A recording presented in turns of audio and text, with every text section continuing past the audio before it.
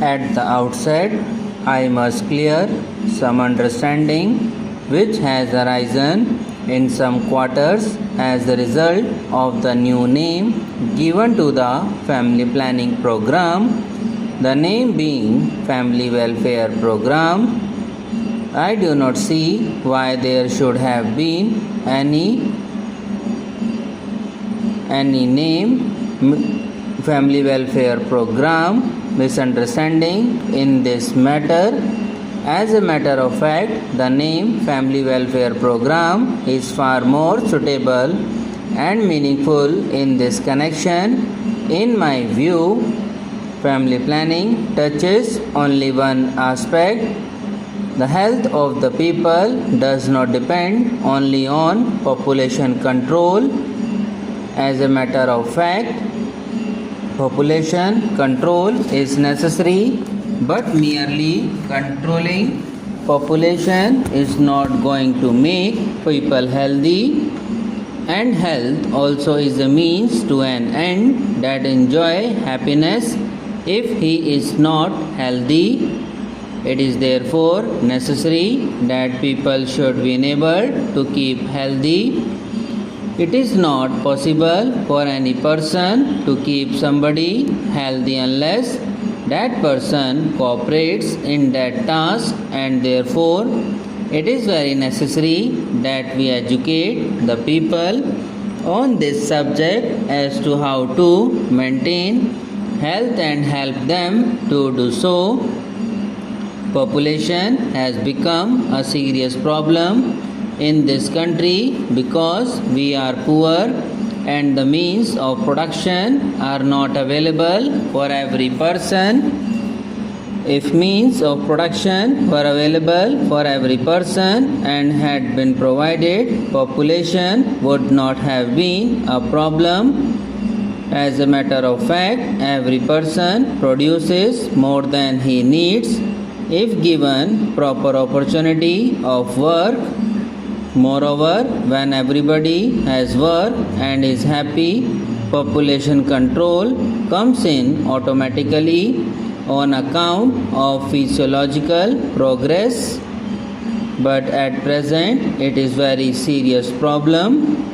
If population goes on increasing at the rate it has gone on increasing, all our programs for giving work and providing means of production within adequate resources would be futile. It is therefore very vital that we would control the population, and therefore population control becomes also a major program. During the past 2 years, family planning program became rather a menace to the people because it was being forced on them, especially the program of vasectomy. It was indiscriminately done, and that is what would happen if it is to be done only in order to count the heads. It is decided that so many people have got to be vasectomized so that the growth rate goes down.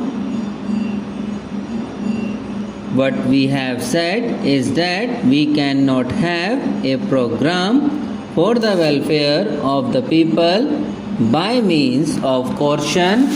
Coercion has its own limits. You can coerce people who are criminally minded to reform to some extent, but even there, more coercion is not going to reform them.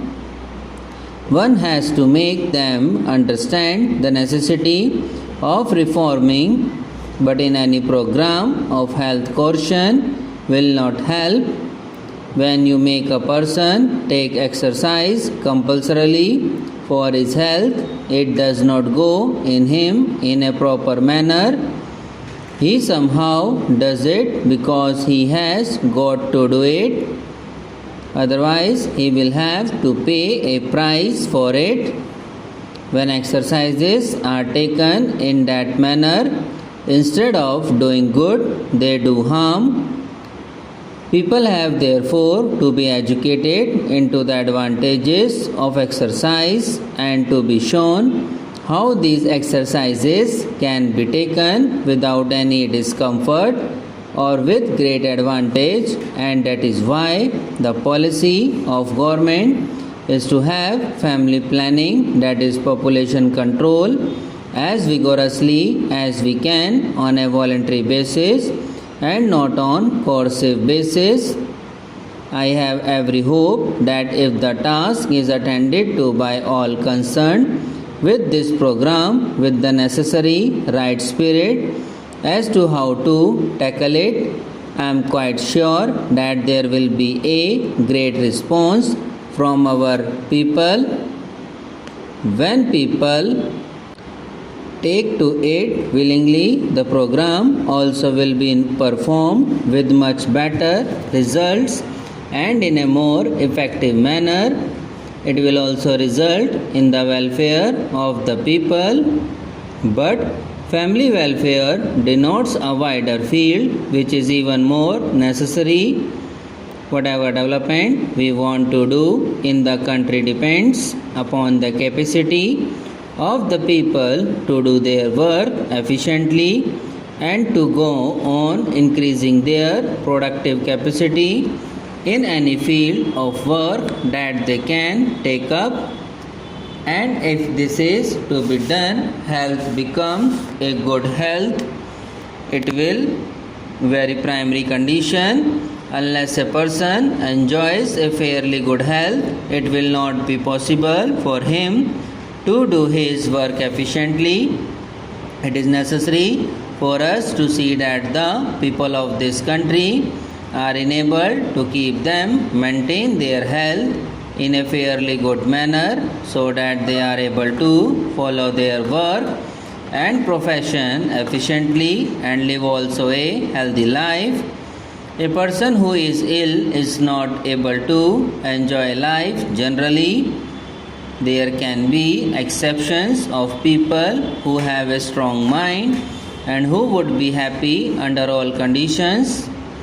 But even to obtain strength of the mind, a healthy body is primarily necessary. Even the spiritual minded people, whatever development we want to do in the country depends upon the capacity of the people to do their work efficiently and to go on increasing their productive capacity in any field of work that they can take up. And if this is to be done, health becomes a very primary condition. Subscribe now and press the bell icon. Never miss an update.